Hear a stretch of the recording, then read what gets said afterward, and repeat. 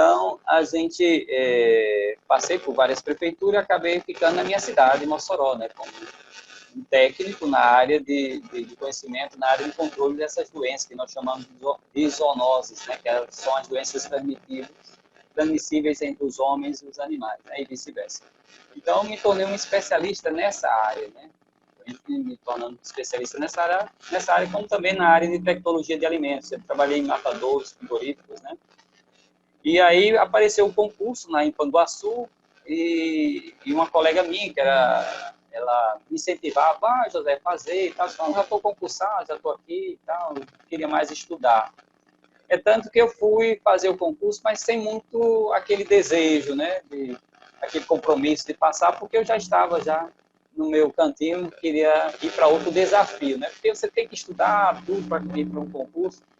Aí, na verdade, eu nem estudei, não me dediquei tanto. Eu disse, se tiver de passar, passa, mas eu só vou fazer o básico que eu sei, né? Talvez se eu tivesse estudado um pouco mais, né, teria saído até melhor. Mas aí a gente foi chamado, assumimos em outubro de 2010 e vamos completar 10 anos agora em outubro. E sempre trabalhei muito, sempre estive cooperando com a minha instituição ali no campus de Panguaçu, trabalhando nessa área de coordenação de cursos, porque o curso que tem lá, César, é um curso na área de agroecologia e também um curso de meio ambiente. Então, a gente tem que fazer um pouquinho de tudo, que é para ajudar nossos alunos nessa capacitação técnica, né, para o mercado de trabalho. Porque não é uma tarefa fácil, e o Rio Grande do Norte precisa de mais. Meu caro Josué, agora nós já chegamos no IF, já conhecemos um pouco aí onde é que você é do Bom Jardim aqui de Mossoró, passou pelo velho Felício de Moura, velho e bom Felício de Moura, deve ter brigado muito naquela quadra de esporte ali ao lado do Felício de Moura, trocado tapa com o menino quando era pequeno, que a gente fazia isso mesmo, não tem problema nenhum com isso. É verdade, isso é verdade. Coisa de criança, né?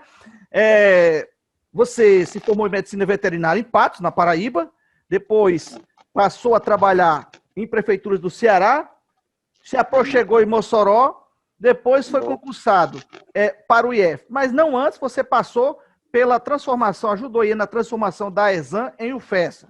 Bom, de certa forma, nós já temos aí um resumo do perfil de Josué Moreira, graduado em medicina veterinária, tem especialização, tem mestrado também? Sim, para ocupar o cargo de reitor, você tem que cumprir alguns requisitos. Um dos requisitos é você ter, né, o título de doutor, né? Então, eu tive o título de doutor e formei pela UFESA, né? Então, eu dei a minha contribuição, depois fui beneficiado, né? E é interessante, né, falar esse ponto, eu nunca falei muito, né? Porque o meu orientador foi meu aluno.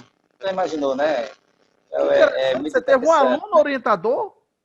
Eu fui professor de um aluno, né?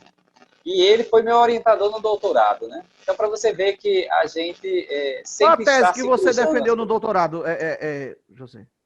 A minha tese foi na área de produção animal, né? Então, a gente fez uma pesquisa em qualidade de leite, né? Que a gente queria saber, a proposta era a gente fazer uma investigação, né? Um inquérito, para saber se o leite do Rio Grande do Norte tinha elementos, né, ou resíduos de agrotóxicos, né?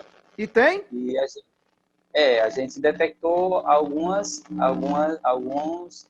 reações, né, positivas e que a gente se preocupou, né? Tanto que existe também, César, que um contrabando muito grande de agrotóxicos, porque às vezes o pequeno produtor rural, às vezes a gente tem a ideia que não usa. Na verdade, ele usa, né, aquele muitas vezes que não é regularizado. Então, às vezes ele está ali no pasto dele e de repente a vaca vai lá, come aquele pasto, ele está contaminado, né? Então, ou uma ração contaminada, que pode vir até mesmo de outro estado, né? Então, às vezes está um milho ali, ou uma soja, alguma coisa desse tipo. Às vezes a pessoa dá resto de alimento, por exemplo, um resto de bananeiro, um resto de mangas ali, ou caju, que passou algum tipo de agrotóxico ali. Então, sempre deixa pouquinho daquela lavoura ali que ele usou, de uma certa forma, um agrotóxico. Então, quando o animal ingere, então, o que vai acontecer? Vai para a corrente sanguínea, né?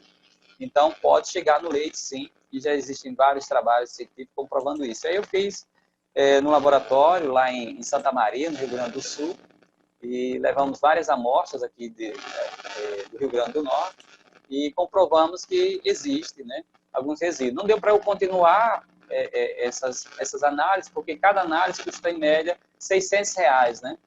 Então, para você ter uma bateria aí entre 100 e 200 agrotóxicos, né, que são legais, né? Mas nós sabemos que existe mais de 700 agrotóxicos utilizados aí de várias formas. Por exemplo, às vezes o animal está com carrapato, né? E às Sim. vezes você quer aplicar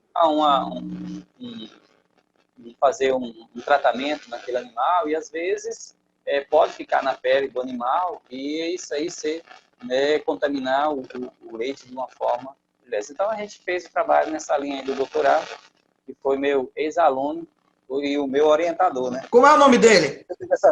É o professor Jeanberg, né? Não sei se ele está assistindo essa programação. Inclusive, Jeanberg foi o segundo mais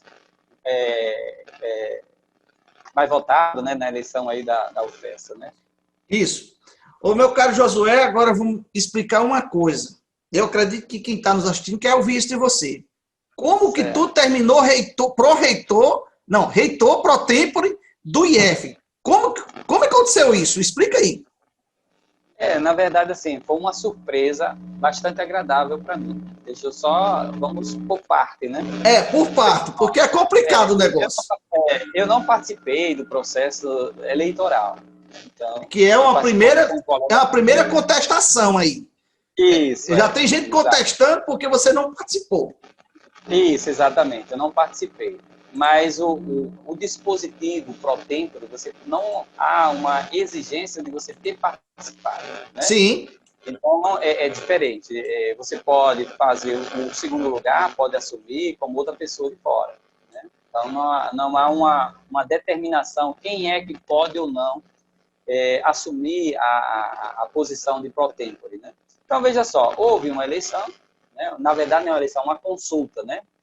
E existe a lei, né? Existia, na verdade, uma portaria, a 914, de 2019, você teria que mandar uma lista, né, tríplice, né, para o MEC avaliar, né, semelhantemente como tem nas universidades, né? Mas eu acho que ainda não ia se aplicar ao Instituto Federal nesse período, né? Sim.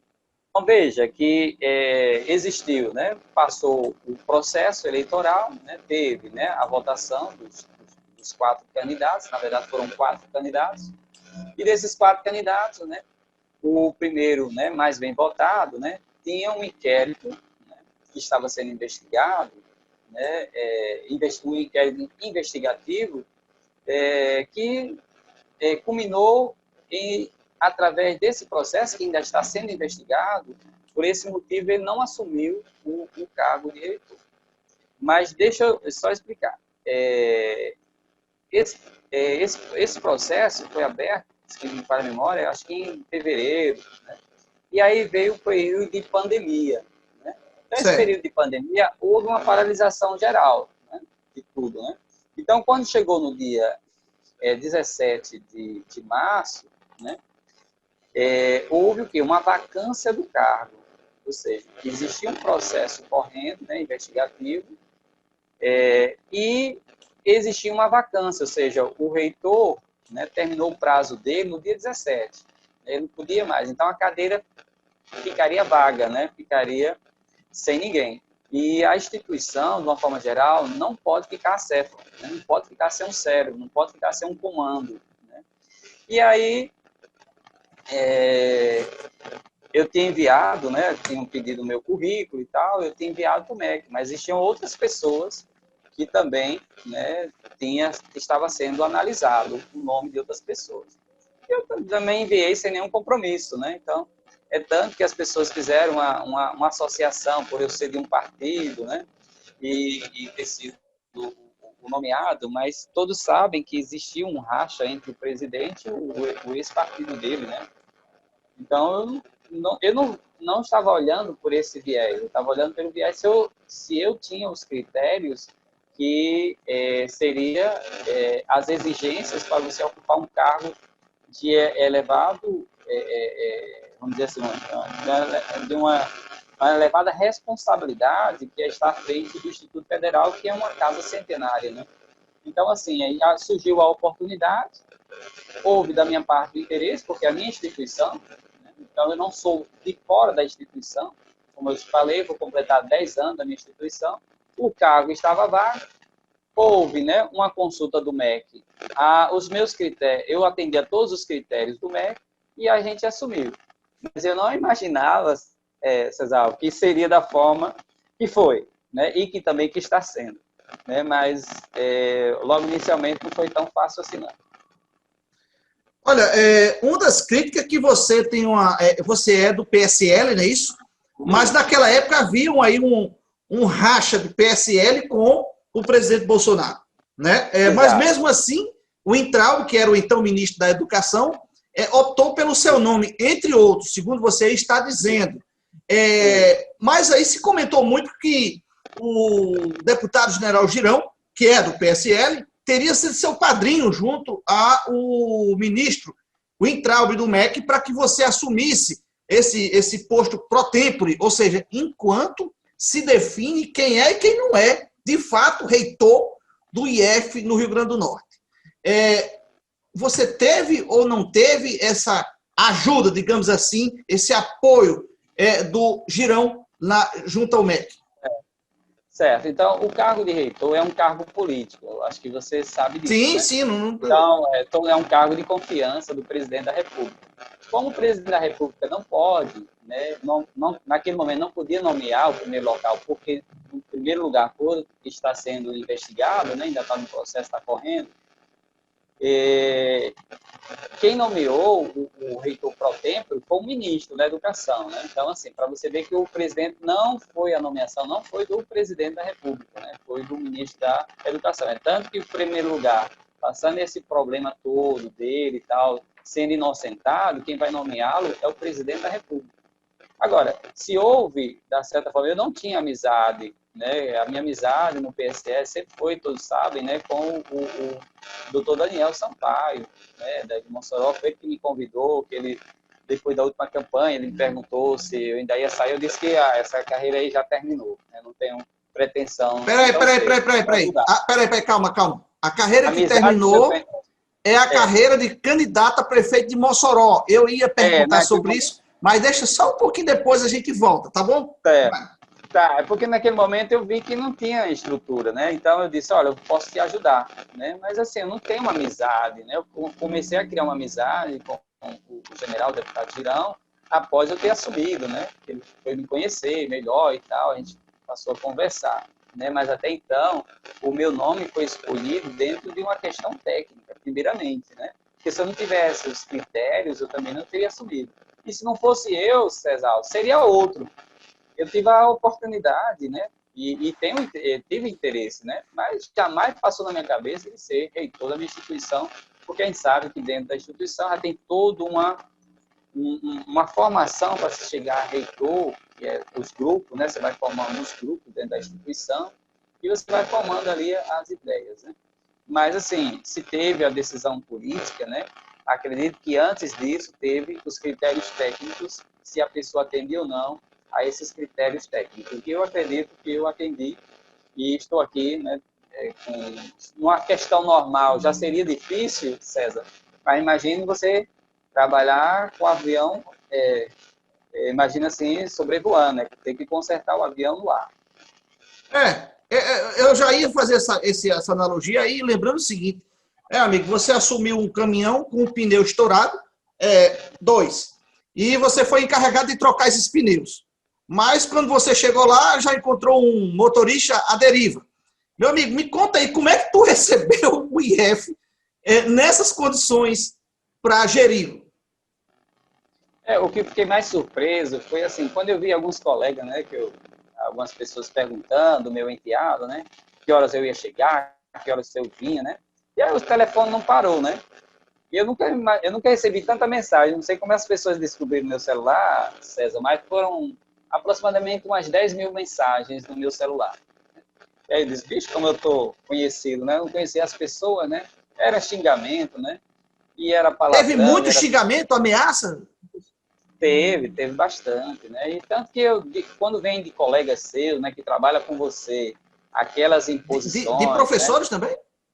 Sim, teve muitos. Colegas meus, fiquei muito decepcionado, né? Porque eu não estava fazendo nada ilegal, não estava cometendo nenhum crime, né? Estava cumprindo uma determinação do MEC, né, de ter sido escolhido por uma vacância de uma cadeira que estava vaga ali que precisa ser preenchida, né? E da onde eu menos esperei, né, de menos eu esperava, que é o meu campus, né, de Panguaçu, eu sofri muitos ataques, né? É tanto que na rede social eu não consegui nem identificar todas as pessoas, mas alguns que eu identifiquei, né, a gente entrou na justiça e ganhamos algumas causas, né? E assim, eu fiquei triste porque a gente tem uns colegas, né, convivendo Você acionou diretamente, pessoa, acionou colegas seus do IF que, só um colega. que lhe ofenderam, é isso? Isso, só um, isso. Porque eu acho que ele, além de ter ultrapassado aquela linha da cordialidade, da urbanidade, né? Certo. Então, chegou a uma agressão muito baixa. Então, eu acho que deve, se você não concorda, mas o respeito deve ser sempre, né, prevalecer, né? Eu acho que o respeito, a convivência, eu acho que isso é muito importante.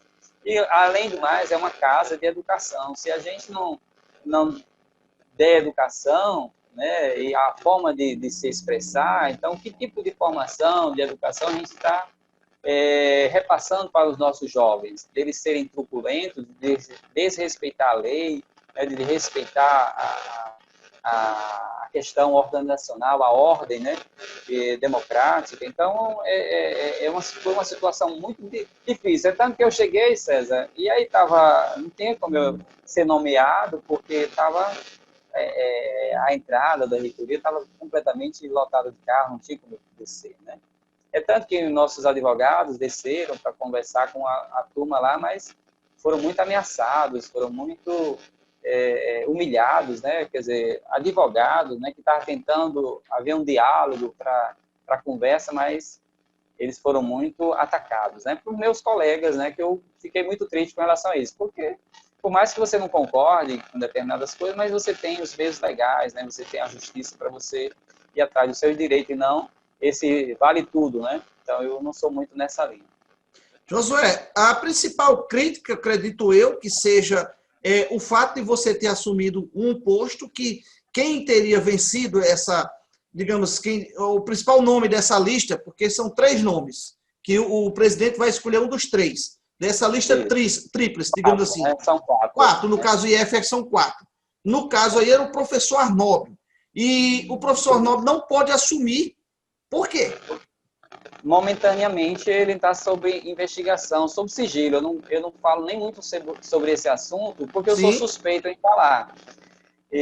Mas o que eu sei, eu acho que é público de toda aquela reunião que teve, ele era diretor de um campus, né, o Natal Central, e teve uma manifestação lá de Lula livre, né, vendendo canecas, essas coisas. Então, não se pode, dentro da instituição, fazer proselitismo político, né?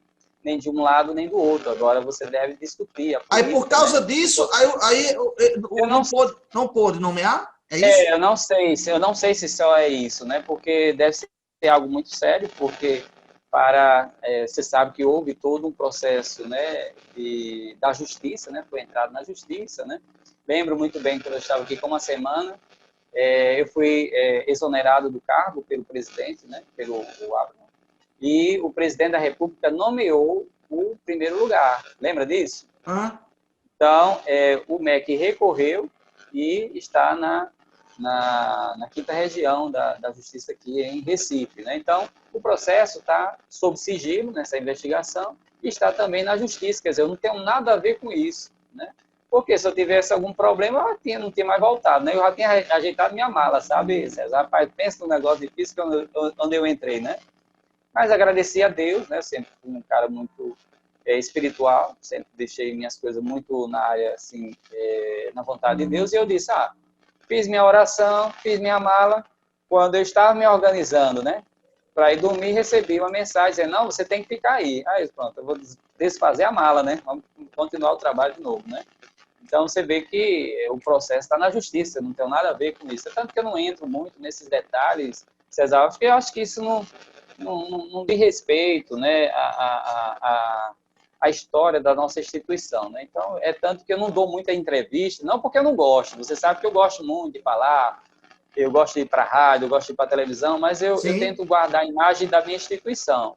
Porque quando eu fui candidato a prefeito, eu não sei se você lembra, quantas vezes eu falava no nome do Instituto Federal? Eu quase nem falava, porque eu guardava a imagem da minha instituição. Eu era professor, todo mundo sabia que eu era professor do IF, mas eu tinha cuidado de não dar um passo que a instituição que eu represento não fosse ridicularizada, não fosse manchada, né? Então, eu sempre tive muito cuidado de resguardar a imagem da minha instituição, como eu ainda faço até agora.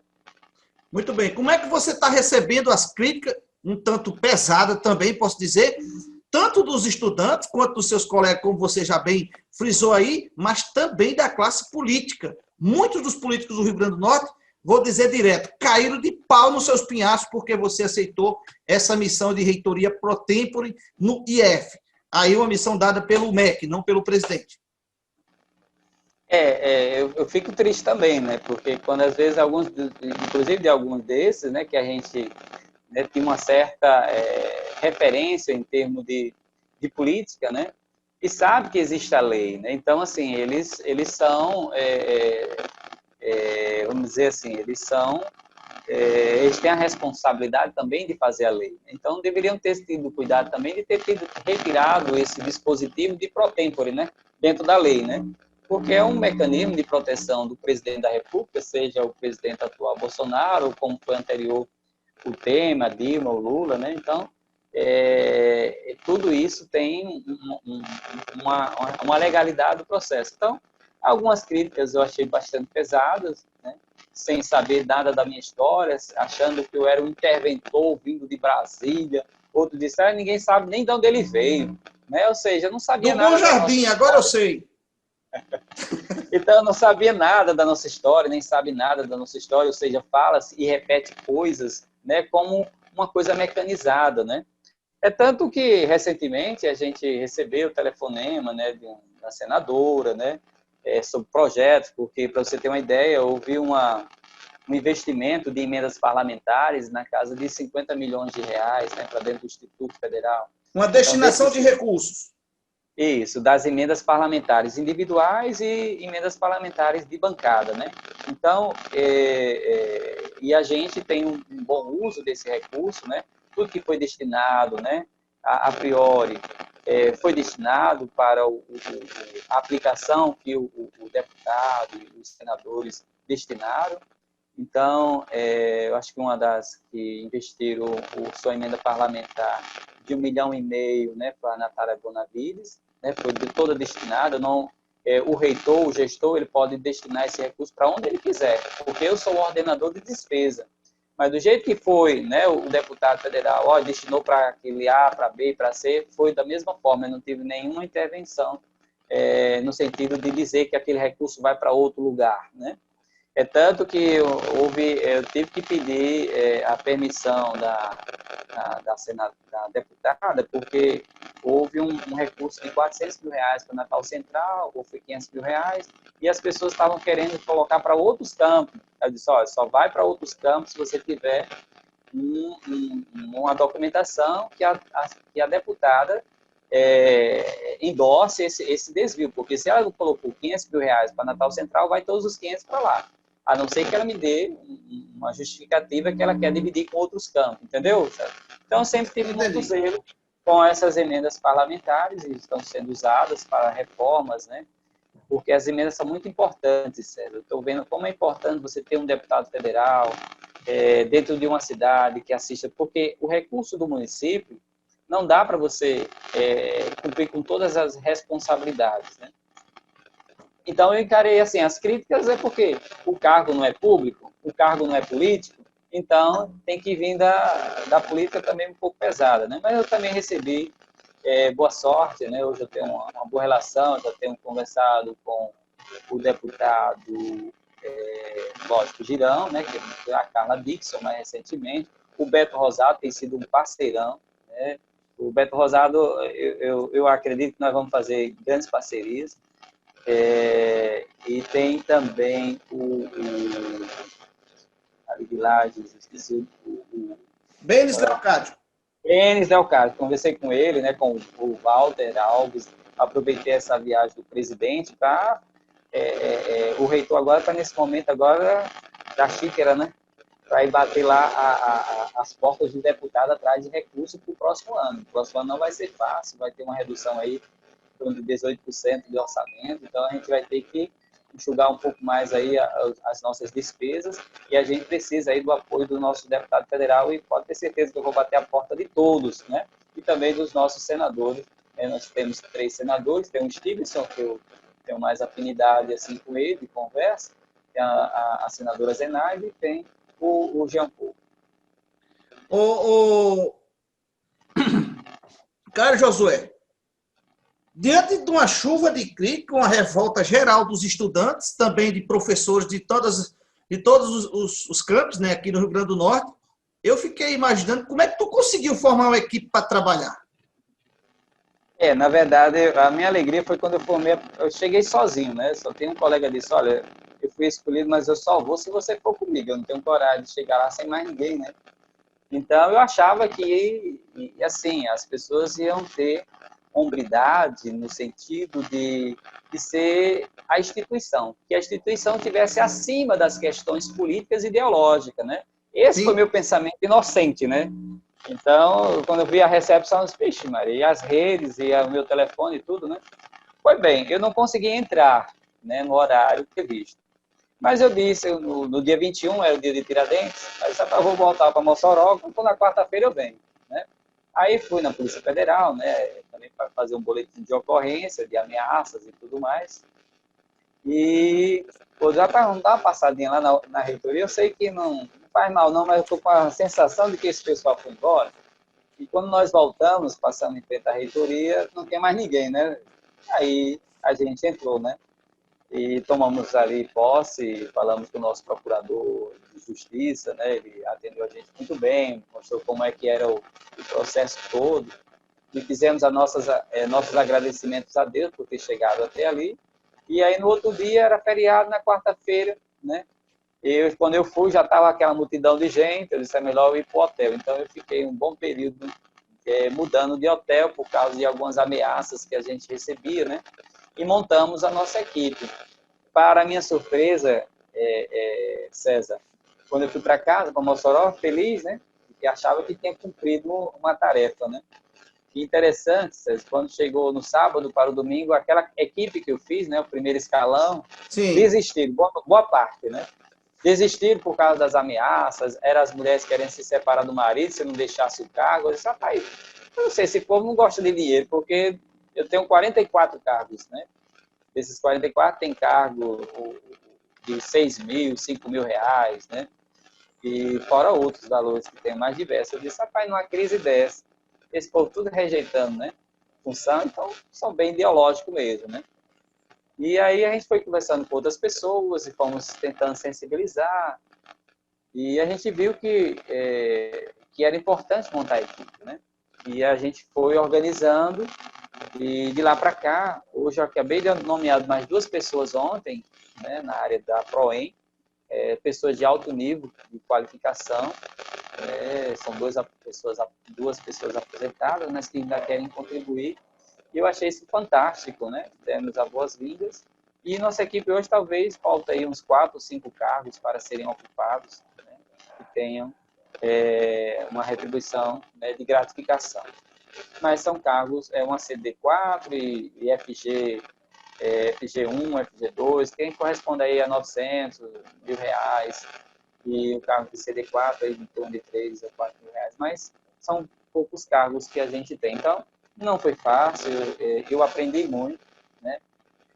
Depois dessa minha experiência, já em 4 meses que eu estou preparado para coisas maiores, sabe? Porque a gente aprendeu e teve que aprender de forma rápida e de uma forma muito dura, né? Porque é pressão demais, porque você tem um número de mais de 40 mil alunos, né? De estudantes matriculados, você tem mais de 3 mil servidores, então... São quantos campos? São quantos campos? São 22, mais a reitoria. Tem um campo recente agora, nós estamos construindo lá em Jucurutu. Não sei, depois eu posso enviar as imagens, que é um campo dos meus sonhos, né? Porque um dos objetivos também de ter aceitado, né? Posso confessar a você, desde 2011, quando eu vi a nossa instituição, uma coisa tão grandiosa e tão boa para a mudança social do nosso jovem, eu disse, eu ainda vou conseguir um campus desse para Mossoró, né? Mas como professor, tentei muito, né? Mas não tive sucesso, né? Foi pauta, inclusive, da campanha, né? Você era pré-candidato a prefeito na época, você falou sobre isso, os outros candidatos também falaram, eu lembro que até Cláudia Regina também falou, outros pré-candidatos e candidatos naquela época também falaram, mas esse campo não saiu do chão, tá lá, não existe nada.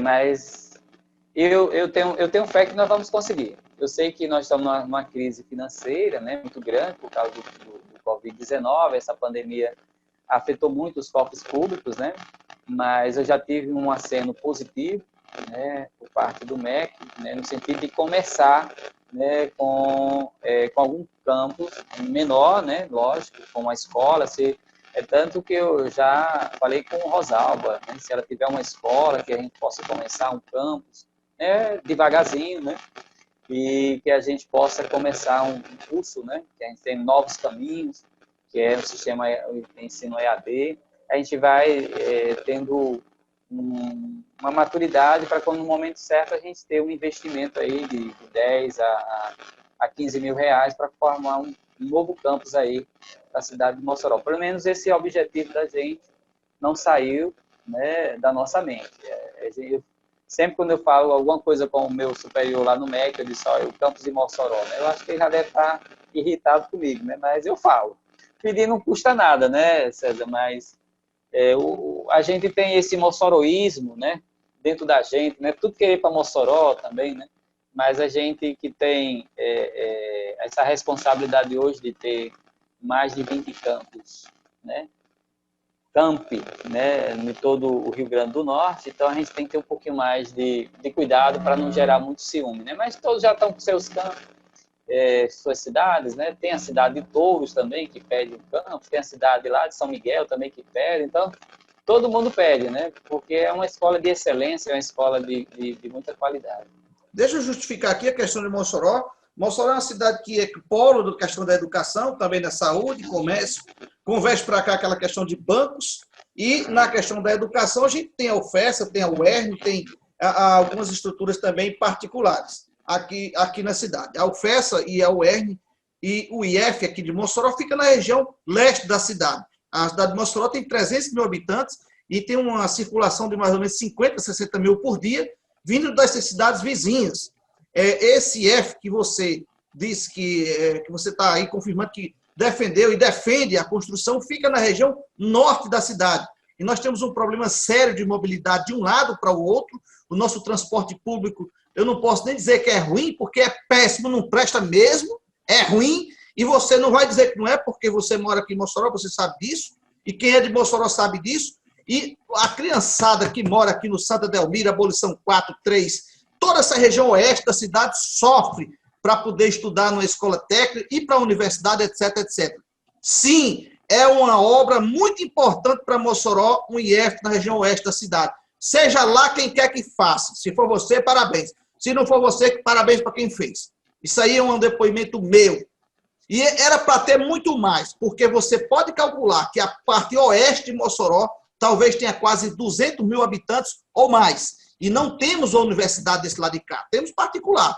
Mas a UFESA fica do outro lado, a UERN fica do outro lado, o IF fica do outro lado, e do lado de cá, nada. A gente, para poder ir para o outro lado para estudar, não é fácil. Digo isso porque tem um filho que está nessa pegada aí. Lado, e você é um testemunho disso aí. Verdade. E desse outro lado só tem os 2 cemitérios, né, velho? Do outro lado não tem nada. Aí você me deixa triste com um negócio desse. 2 cemitérios? Mas 2 cemitérios, fica do lado... Porque o Mossoró é dividido pelo rio, né? Então, os 2 cemitérios ficam do lado, né? Mas, então, deixa eu esquentar um pouquinho aqui a conversa, porque é preciso ser feita essa pergunta. Mas eu vou te responder, César. Eu vou responder, mas deixa eu dizer, dentro desse tema aí do campus, eu conversei com a Tereza Cristina. Sim. Tereza Cristina é a ministra da Agricultura. Da Agricultura. Eu dei a ideia a ela, porque ela está com um olhar, já é a segunda vez que ela esteve aqui no Rio Grande do Norte, né? Isso. Esteve, acho que o ano passado e agora novamente. E ela vai vir de novo, né? E até um projeto interessante, que são estágios na área das pessoas que têm agrária. Deixa eu fazer um detalhe aqui, Josué. Dá uma ajustada no seu microfone aí para ver se tira esse ruído. No celular. Melhorou? Não, tira o cabo e coloca de novo. Tá. Melhorou? Continua. Alô? Fale seu cabo agora, Vamos testar seu cabo aí. Alô? Melhorou? Melhorou. Tira o cabo aí. Tá me ouvindo? Tá bom. Tá. Que chiado chato. Pronto. Fala aí. Tereza Cristina tem uma coisa para Mossoró. Diga o que é aí. Eu conversei na sexta-feira com Tereza Cristina. Olha, Tereza Cristina, a gente tem um projeto de um campo para Mossoró, mas um campus avançado especializado. Mas como seria isso? Porque a gente ia pegar uma área de agronegócio, né? Porque Mossoró não tem um curso técnico. Você quer fazer qualquer curso na área técnica, você só sai ali o quê? Um agrônomo, né? Os cursos técnicos na área agrícola você tem que ir para onde? Para Apodi ou você vai para Ipanguaçu, né? Isso. Mas na linha do agronegócio, que você tem aí, né, uma empresa que emprega mais de 8 mil pessoas e que há uma tendência de aumentar esse mercado, duplicar ou triplicar, você não tem ninguém na área técnica. É tanto que algumas pessoas nos procuraram e disseram, olha, eu vou pegar alunos lá de Jundiaí, porque Mossoró não tem, você só tem o quê? O nível superior, você não tem alunos do nível técnico, né? Para você trabalhar essas questões. E aí eu falei para ela que nós criávamos um curso de agroecologia, de aquicultura, né? Nessa área, né? de gestão do agronegócio, para que a gente pudesse fortalecer as empresas que estão investindo. Tanto que Mossoró tem uma empresa agora, né, de piscicultura, né, nessa área de beneficiamento de pescado. Você tem um atum, a gente conversou bastante sobre isso. Achou bastante interessante a ideia, porque a gente não tem um centro especializado, né, nessa área de agricultura. Então, a conversa fluiu Você conseguiu um apoio da ministra para levar o projeto do IF na região oeste de Mossoró, não é isso? Isso, pelo menos foi nesse caminho que a gente falamos com o secretário de Pesca também, ele achou bastante interessante, pelo menos a gente ganhou aí, vamos dizer, 2 votos, né, positivos nessa linha. Ô Josué, eu preciso falar aqui sobre um decreto, sabe? O Decreto-Lei 6.986 de 2009. Ele diz que o presidente tem que nomear o primeiro lugar. Mas isso aí está dentro daquela questão que você falou, da investigação com relação ao vencedor do pleito, que foi escolhido aí pela comunidade do IF, no caso, José Arnóbio. E com relação a José Arnóbio, ele protocolou um ofício, acho que foi no dia 8 de maio, se eu não me engano, solicitando que o processo contra ele, digamos assim, a sindicância contra ele fosse reaberta para que ele pudesse se defender e esse processo acabe e todo esse negócio aí de protemporo, de interventor, de golpista se acabe. Ou seja, o processo seja concluído e que o presidente possa nomear, de fato, o reitor do IF do Rio Grande do Norte, que seja o vencedor do pleito, né, o José Arnóbio, ou que seja você. Eu não sei se você vai aguentar essa pancada até lá, mas me diz aí, esse processo está caminhando, está parado, onde é que está? Esse processo foi reaberto, inclusive, na nossa gestão, porque ele estava parado, né? Sim. E aí a gente tem, assim, a gente tem que cumprir as regras para que a gente não possa ter nenhum problema no processo, principalmente para não prejudicar o nosso colega, né? Nesse sentido. Então, assim, a Proju, que é a nossa Procuradoria de Justiça, né? O nosso procurador, nos deu toda a linha de como a gente proceder e a gente abriu, né, tanto que eu abri um terceiro na linha sucessória da gente, na nossa ausência, alguém assumir, que foi um professor, para que ele pudesse responder, né, por esse processo do nosso colega. E aí, o que acontece? Né? Ele abriu o processo, está sob investigação, que são 2 colegas, um da UFESA e 2 da UFRN. Então, eu não sei como é que está o processo. Eu sei que um dos membros parece que, não sei se está doente ou esteve doente, e o que eu sei é que o processo está parado, mas por questão de doença de um dos membros, não porque o processo está com a gente retido na reitoria. Isso não existe, isso é uma inverdade. Eu nem sei, né, a que ponto está esse processo. Esses processos estão com a comissão dessa investigação que está sendo feita por 2 colegas da UFRN e um colega aí da UFESA de Mossoró. É o que eu sei sobre esse processo. Eu espero que se finalize logo. Mas é importante esclarecer isso aí. É importante esclarecer que essa sindicância está sendo conduzida por 2 professores da Universidade Federal da Ilha de Natal, do Estado do Rio Grande do Norte, e da UFES. E não é... E um da UFES. Isso. Isso, a gente tanto para ficar a questão isenta, né? A gente ficar isento de qualquer um desses processos, né? Assim, para a gente dizer que alguém interviu, seja para inocentar ou seja para condenar ou para atrapalhar o processo. Então, nem ninguém da nossa equipe ou da gestão, né, do IFRN, da nossa instituição, está envolvida nesse processo já para ter a lisura em todo o processo que está sendo desenvolvido.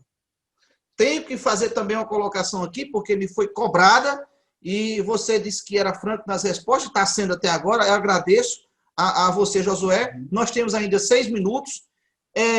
Teve um protesto dos estudantes aí, eu acho que foi no Dia dos Estudantes, no IF Natal, e você chamou a polícia. Ou não foi você que chamou a polícia, ou foi você que chamou a polícia, por quê? Certo. É importante, o que foi que aconteceu uma semana antes, certo? Então, desde que eu entrei, eu tenho uma vontade muito grande de garantir o direito social dos estudantes até a educação. Então, é meu dever, né, como gestor e como qualquer gestor, de propor o que está na Constituição Federal, que é o direito à educação. Então, na semana anterior, os pais nos procuraram para saber como é que estava a situação da volta às aulas de forma virtual. E apareceu 2 estudantes que são representantes desses grêmios que estavam nesse evento.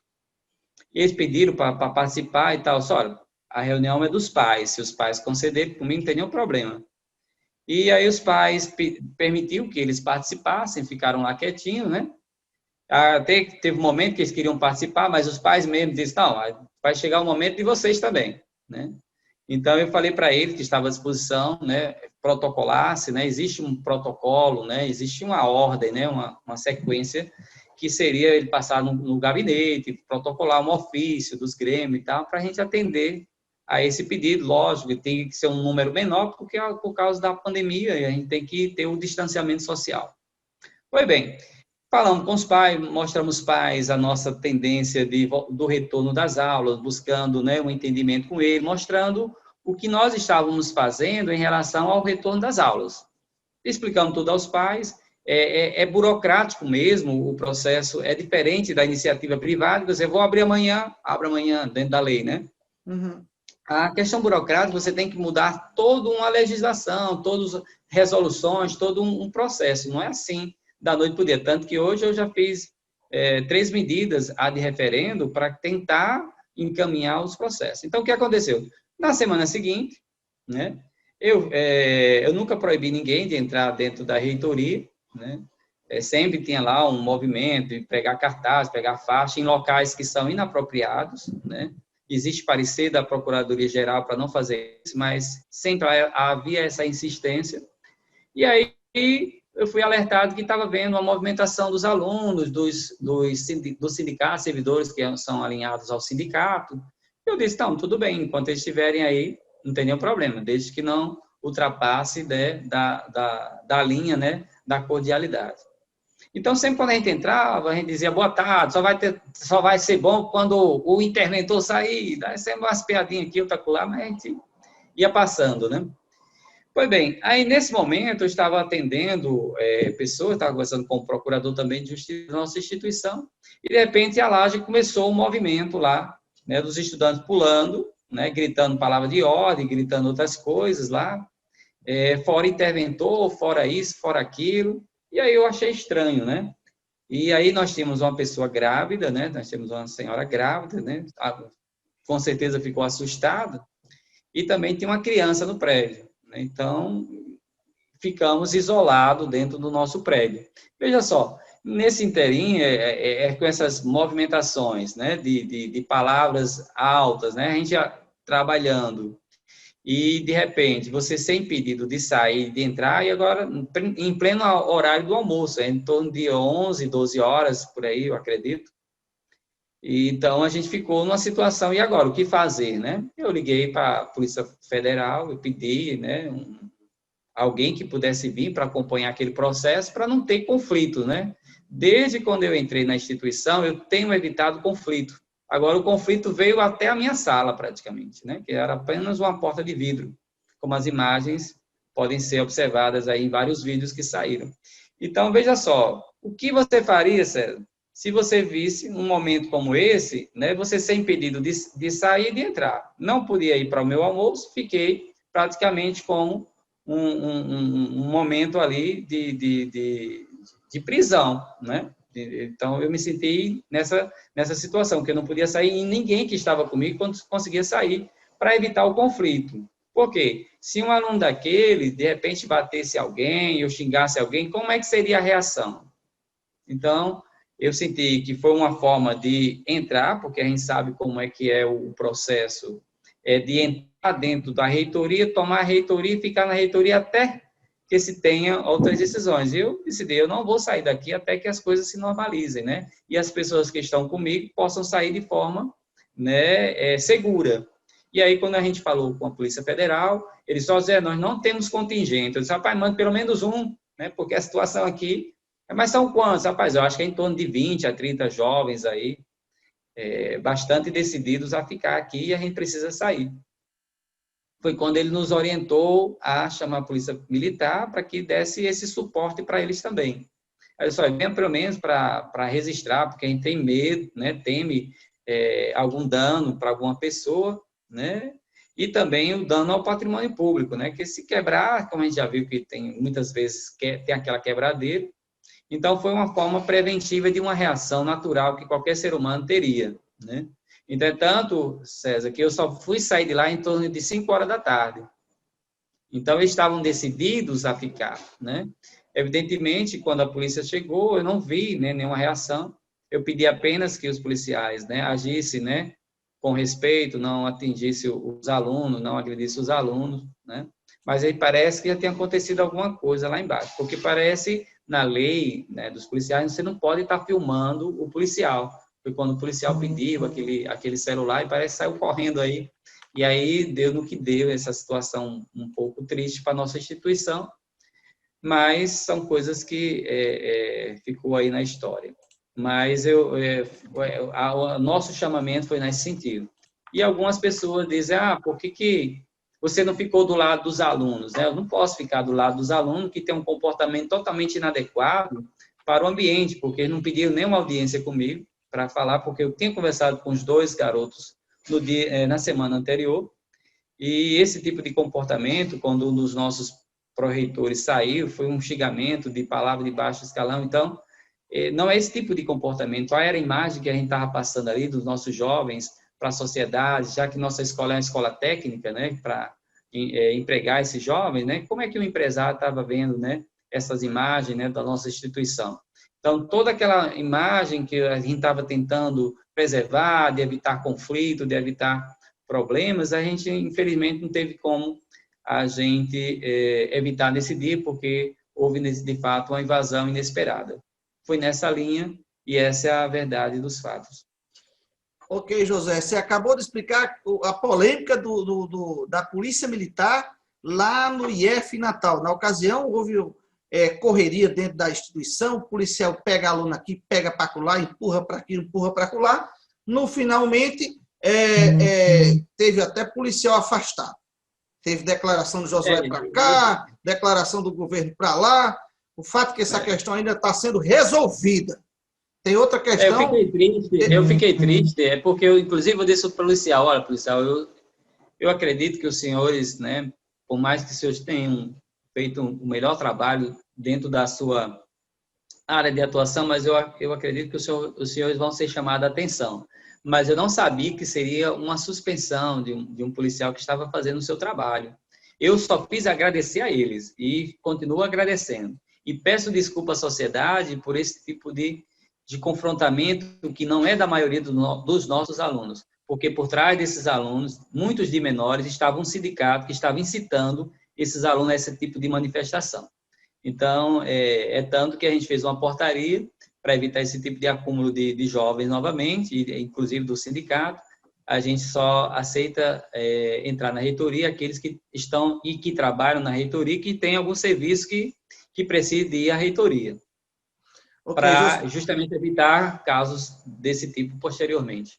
Outra polêmica, agora até mais recente, foi a autorização de sua parte ou de sua equipe para a aquisição de computadores, que inclusive até o Ministério Público Federal publicou uma nota essa semana recomendando que você desistisse de comprar, porque esse preço estaria muito alto, cerca de R$12.000 cada aparelho.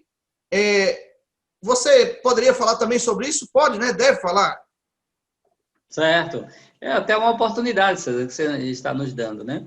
Então, a gente tem uma equipe, né, de técnicos, né, que fizeram um estudo, mas eu acredito que não foi bem instruído o processo, né, que deu tempo da nossa Pró-Reitoria de Administração ver alguns erros que foram sanados e não comprar os MacBooks. Eu posso afirmar que os MacBooks não foram comprados.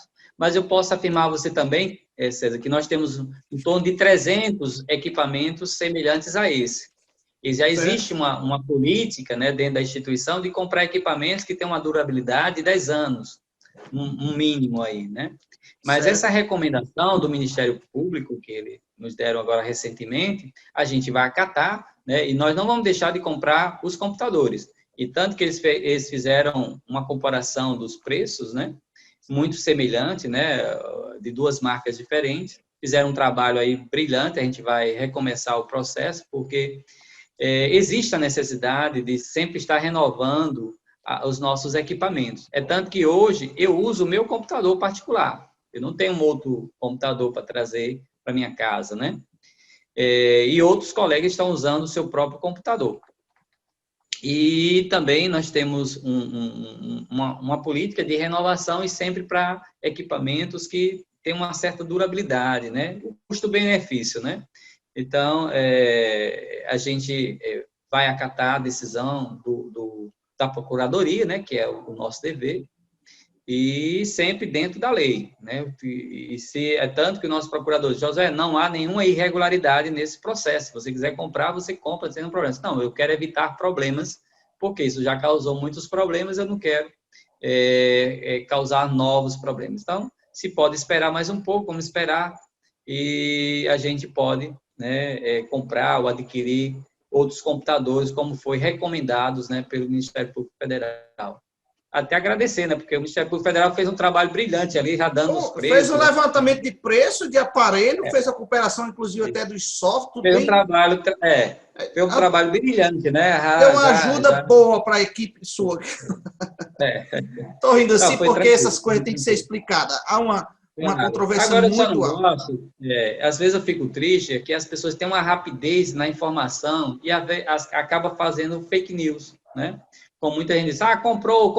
Eu não comprei, é o processo, né? Mas o processo não foi finalizado.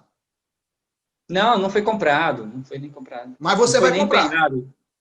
Eu vou comprar. Pode ser que não seja esse, mas eu vou comprar. Entendeu? Assim, dentro de um processo bem direitinho, do jeito que o Ministério Público Federal nos aconselhou. Você pode ver lá na decisão, olha, tem esse aqui e tem esse aqui, eu recomendo que você compre esse aqui. Então, ele não disse que eu não podia comprar, né? Então, é atribuição do gestor. Agora, a gente vai comprar no momento certo, né? Já que houve essa antecipação, houve todo esse momento. Então, vamos deixar mais lá para o final do ano, se sobrar algum dinheiro, porque existe um orçamento, sabe, César? Então, às vezes pode sobrar um recurso, né? E a gente não executar esse recurso. Se a gente não executar esse recurso, sabe para onde é que volta o dinheiro? Para o governo federal. Então, assim, a gente tem que... na iniciativa privada, a gente economiza, não é? Quando a gente economiza para reaplicar. Aí, no serviço público, você tem que aplicar tudo aquilo que você planejou. Então, muitas instituições federais, César, poderão, né, ficar sem aplicação do seu recurso, ou seja, executar os recursos daquilo que ele planejou em 2019, não executar tudo agora em 2020. Por quê? Foi mudado tudo. A pandemia, assim, 5 meses, César, que hoje nós não temos merenda escolar. Então, nós temos um volume aí em torno de 17 milhões de reais que a gente vai ter que ver uma forma de comprar computadores para os estudantes, né? Uma forma de conectividade, que eu acho que é um assunto importante. 17 milhões que seria merenda. Em torno disso. Já tivemos várias atividades, várias feiras que a gente fez, aí os campos fizeram aí, aqueles alunos mais carentes, você sabe que a pandemia deixou muitas famílias mais pobres ainda, né? Então, esse afastamento social, então muitos pais ficaram sem emprego, né? Então, a instituição também olhou para os nossos alunos e teve essa iniciativa de ter adquirido várias cestas básicas e ter distribuído com os nossos alunos. Então, acho que foi uma iniciativa muito boa da nossa instituição. E agora, para aqueles alunos carentes, que como a gente está para voltar às aulas agora nesse mês de setembro, aproveitar o seu programa para anunciar de que nós vamos voltar às aulas agora em setembro e que nós vamos liberar o recurso para que os campos, né, possam fazer o edital e as assistentes sociais que conhecem o perfil socioeconômico dos nossos alunos vão fazer aquela triagem daqueles alunos que realmente necessitam. E eu posso adiantar para o senhor que vai ser um valor, é o maior valor das instituições públicas aqui do Rio Grande do Norte, um valor de R$ 1.500 que nós vamos liberar para esse aluno carente, né? E que não tem um computador, que ele vai ganhar um computador do Instituto Federal e também vai ganhar a conectividade para que ele possa ter acesso à educação. Então, você calcula aí mais ou menos em quantos alunos, né, já dá até um cálculo, quantos alunos dos IF do Rio Grande do Norte vão ter acesso a esse valor em torno de R$ 1.500 em equipamento para trabalhar, para estudar um computador? Eu ainda não tenho esse dado, né, mas acredito que as assistentes sociais já devem ter, e a gente em breve vai anunciar, né, a quantidade de alunos que serão beneficiados com essa bolsa, e que espero que eles façam um bom uso, porque um bom equipamento ele pode usar aí na universidade, posteriormente, né, no próximo ano. E hoje é muito importante saber que a gente pode fazer todas essas TCC online, né? A gente fez várias portarias, né? Resoluções para aprovar que às vezes o aluno está ali com o seu TCC já pronto e como pode ter aglomeração de pessoas, ele pode fazer isso online, né? As assinaturas digitais. Então, a gente já modernizou tudo aí no sentido de beneficiar os nossos alunos. Então, é só procurar o campus da sua origem, né? Esse aluno, principalmente, que só estava faltando o seu certificado, né? Para a conclusão do seu curso. Então, a gente está trabalhando muito nesse sentido para dar apoio aos nossos alunos que precisam entrar no mercado de trabalho. José, nós estamos chegando no final aqui da nossa conversa. Eu queria que você explicasse para a comunidade acadêmica, a comunidade do IF do Rio Grande do Norte, como é que vai ser, como é que você está planejando, como é que estão sendo as orientações, quais são as orientações para o retorno das aulas? Bom, a gente vai ter em 2 momentos. O primeiro momento é a volta às aulas de forma virtual. Certo. E aí, quando a gente começar, eu vou visitar, né? A gente já está começando a visitar os campos. E vou visitar todos os campos para preparar nossos campos para o retorno das aulas de forma presencial. Então, a gente vai ter uma forma híbrida, né? Um momento virtual e um momento presencial, porque existem alguns cursos técnicos que exige a presença, né, dos alunos ali no laboratório, no campus, né, na produção, no caso, se for a área agrícola. Então, há necessidade do aluno ter esse acesso ao laboratório, aos laboratórios vivos, que a gente chama. Então, quando nós sairmos desse processo de aulas virtuais, eu vou trabalhar agora de uma forma mais intensa para visitar todos os campos e, junto com os diretores gerais, né, que toda a sua equipe, a gente preparar a nossa escola para o retorno da aula. Se for haver essa forma presencial a partir do próximo ano, a gente já tem tudo isso já trabalhado para que a gente possa receber nossos alunos de forma segura, né, nossos professores e também os técnicos administrativos e os terceirizados que formam aí esse público de assistência. Então, nesse primeiro ponto, nesse primeiro período das aulas virtuais, a gente está trabalhando com a nossa equipe, né? Todos os campos, já estou sabendo que vários campos já estão né, prontos para o reinício das aulas. Nós nós fizemos um calendário de referência a partir do dia 21 de setembro, para reinício das aulas. A gente tem essa data aí, no meio, praticamente um mês. Esse reinício aí, só lembrando, é um reinício virtual. Virtual, exatamente. Então, presencial, talvez o próximo ano. Mas a gente tem que esperar esse período de 4 meses, né, para a gente trabalhar e preparar e deixar a nossa escola à disposição para o retorno dos alunos de forma segura, né, para não ter nenhum problema, né, de doença, né, de transmissão de doença do Covid-19. Josué, muito obrigado pela sua disposição e falar abertamente aqui para o meu público, para o pessoal que me acompanha nas redes sociais. Vejo que aqui os comentários não foram nada sensíveis com você, pegaram pesado com você. Eu fico aqui admirado como é que você aguenta tanta pancada nas costas como ao assumir esse posto. E não corre de jeito nenhum, pelo visto. Não vai abrir. Ou vai abrir? Eu acho que você sabe que eu sou moçoroense, né? O moçoroense não abre, ele tem, né? essa garra. Não abre, não. Eu acho que é mais fácil eles se deitarem, né? Porque não vai dar certo. Eu já tenho dito isso para eles, né? Que essa forma deles gingar, ficar xingando, essa forma deles me atrapalhar, é sinal para mim de que eu estou no caminho certo, sabe? Porque se eles estiverem tudo me elogiando, eles sabem, alguma coisa errada eu estou fazendo. Então, se eles estão criticando, e crítica pesada, sem fundamentos, né? Porque quando um aluno ou um professor me chama de interventor, eu acredito assim, se não for mau caráter, né? É uma pessoa sem noção, porque se não souber fazer a diferenciação de o que é um reitor pró-tempore, de o que é uma intervenção, eu digo que essa pessoa tem dificuldade de interpretação. Porque você sabe, César, a em Mossoró teve uma intervenção no hospital, lembra? Sim. O Duarte Filho, né? Ali é uma intervenção. Por que foi uma intervenção? Eu queria até que você explicasse. Deixa eu corrigir o nome do hospital, pelo amor de Deus, que eu trabalho lá, porque senão leva um puxão de orelha. A intervenção foi na APAMIM, e o hospital é a Casa de Saúde de Ser Rosado, que é, na verdade, o Hospital Maternidade Almeida Castro. Pronto.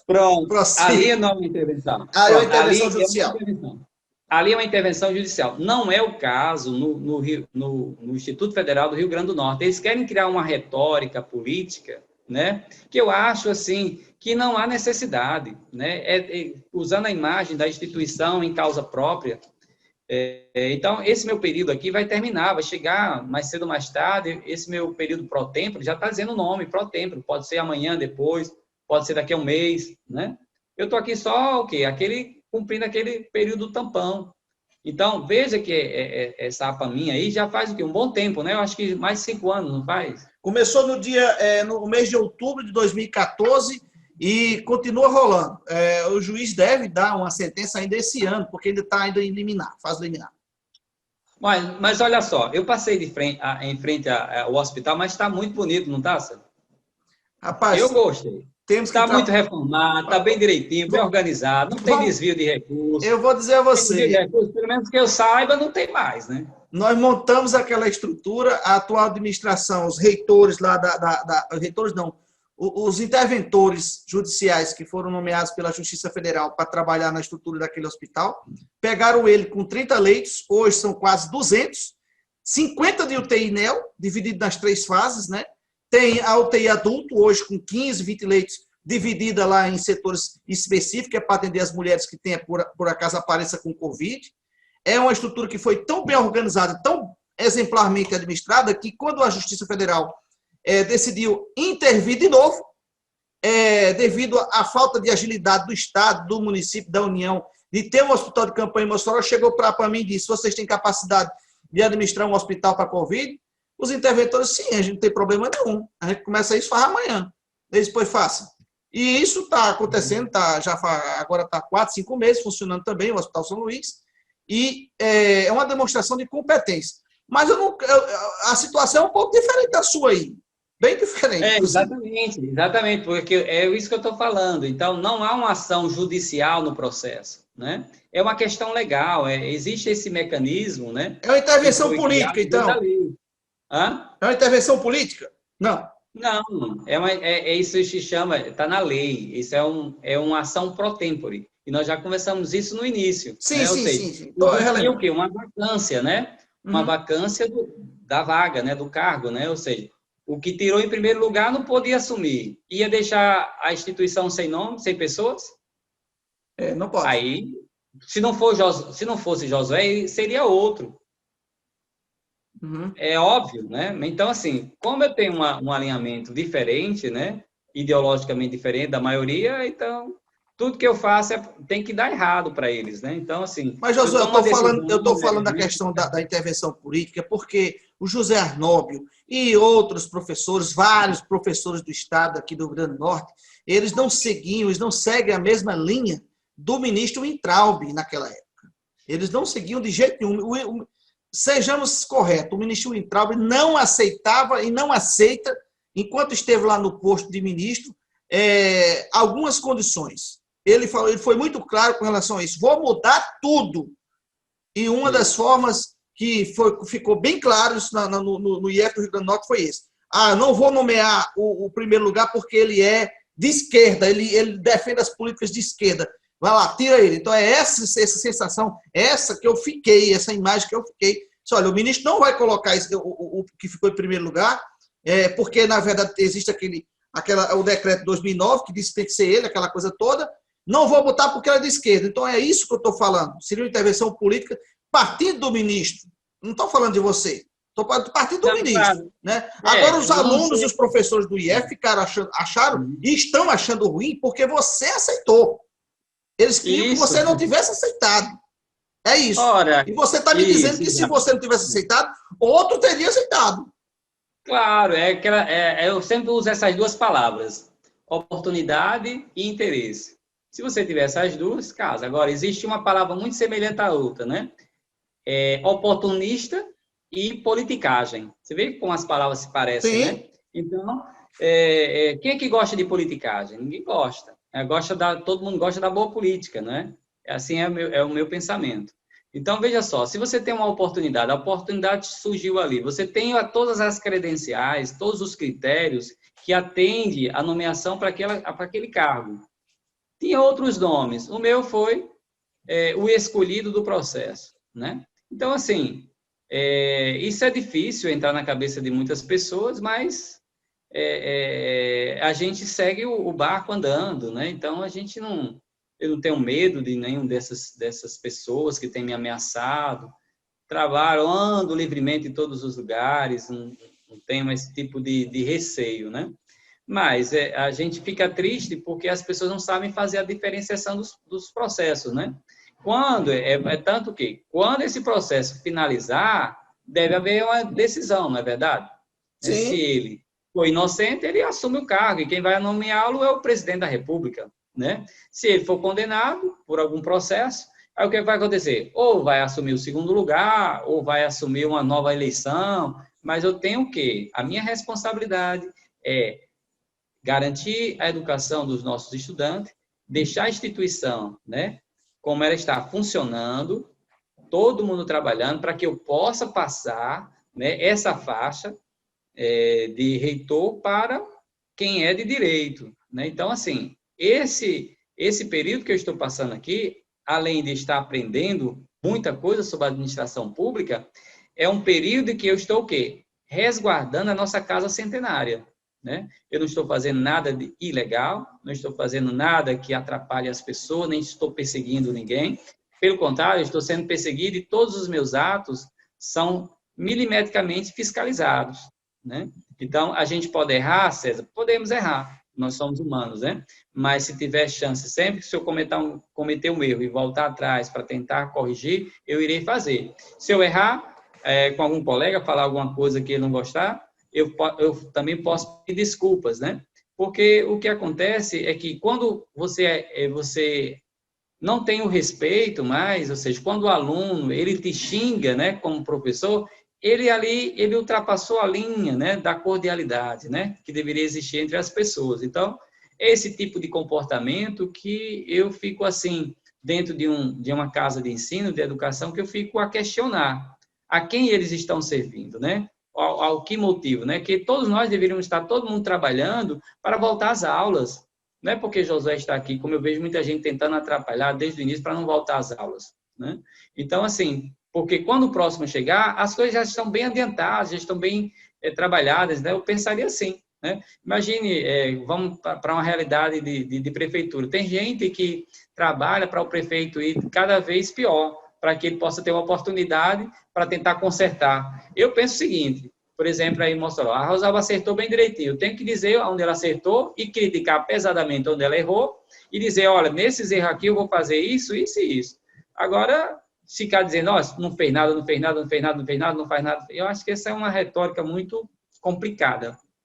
Eu gosto assim, vamos trabalhar todo mundo junto, todos nós somos professores, técnicos administrativos, servidores federais, ganhamos muito bem e queremos propor a educação para os nossos estudantes, porque 5 meses sem dar educação aos nossos jovens é muito tempo, né? Esse afastamento social, 5 meses é um tempo muito grande, né? E todos os professores estão com salários em dia, todos os servidores estão com salários em dia, ninguém não foi atrasado, não tem nada atrasado, nem bolsa, nem nada, né? Então, está tudo em dia e a gente precisa dar uma resposta à sociedade voltando às aulas, né, para que os alunos possam ter a sua educação garantida. Josué, muito obrigado aí pela sua disponibilidade, coragem de chegar aqui, encarar e falar, mesmo diante de uma chuva de críticas. Eu não tiro a razão de ninguém, como também não tiro a sua. É meu dever lhe dar voz, porque, querendo ou não, você está no posto de reitor pro tempore. Conforme você mesmo explicou, não foi uma decisão que, eu cheguei lá, eu impus, não. Você foi escolhido dentro dos critérios lá por parte do MEC. Desejo a você boa sorte e boa noite. Até a próxima. A gente vai se vendo. Boa noite, César. Boa noite a todos que participaram aí do seu programa. Felicidade, paz e bem.